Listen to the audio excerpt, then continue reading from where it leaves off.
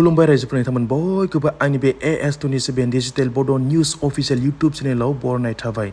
जोङो बे समाव जोङो दिनैनि गिबि खौरांखौ जोङो नायदिनि बाक्सानि मसलपुराव थानाय गोजोनपुरि पार्कआव जि बड'फानि मुसुखा दंमोन बे मुसुखाखौ माखासे दुथां सिनाय मोनै सुबुंफोरा हरनि समाव फैनानै गाज्रि बा बुफायनानै थांदों बिथांमोना आरो बे जाथायखौ लानानै गोबां बर' सुबुंफोरानो बिदि दुखु मोननायखौ फोरमायदों आरो जायफोर दुथां सुबुंफोरा बेबायदि लासिं लाजिनांथावना जाथायखौ खालामनानै थांबाय बिथांमोनखौ थाबैनो हमनो थाखाय पुलिस बिफाननिसिम आर'ज खालामनाय थादों आरो बेजों लोगोसेनो रायजो राजाफ्रा बेखौबो सन्देह खालामदों जे जायफोर दुथां सुबुंफोरा बेबायदि गाज्रि आखुथाय खालामनानै थांदों बिथांमोना जोंनि बर' हारिनि गेजेराव माखासे गुलाय गुजाय थासारिखौ सोमजिहोनोबो नाजानाय जादों खोमा नैबेखौहाय रायजो राजाफोरा सानदों।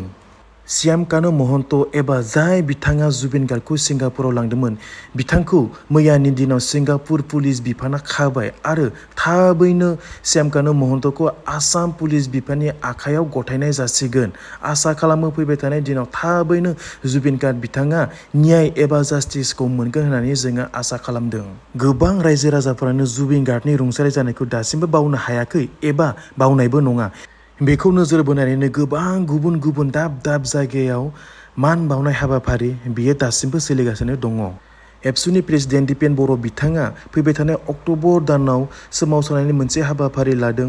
बिटिआर एकर्डनि गासै दफाफोरखौ मावफुंनांगौनि बेखौ नोजोर बोनानै फैबाय थानाय दिनावहाय बिथाङा अक्ट'बर दानाव सोमावसारगोन बेखौ खौरां बिजोंनि गेजेरजों मोनथिहोदों।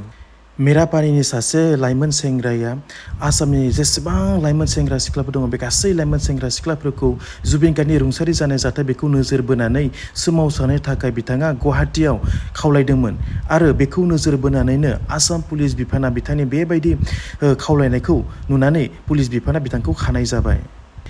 बिटिसि इलेक्शनाव बिपिएफ हान्जाया बयनिख्रुइबो देरहासार मासि लानानै बिथांमोना फैबाय थानाय 5 अक्ट'बराव सरकार दानो थांगासिनो दङ।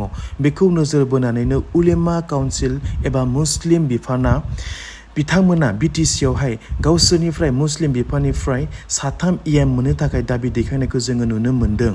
बिदिब्ला रायजोफोर दिनैनि खौराङा एसेनोसै। जायफोर नोंथांमोना आंनि बे इउटुब चेनेलाव गोदान नोंथांमोना अन्नानै बेबायदिनो माखासे गोदान खौरां मोनबाय थानो थाखाय साबस्क्राइब खालामनानै लादो।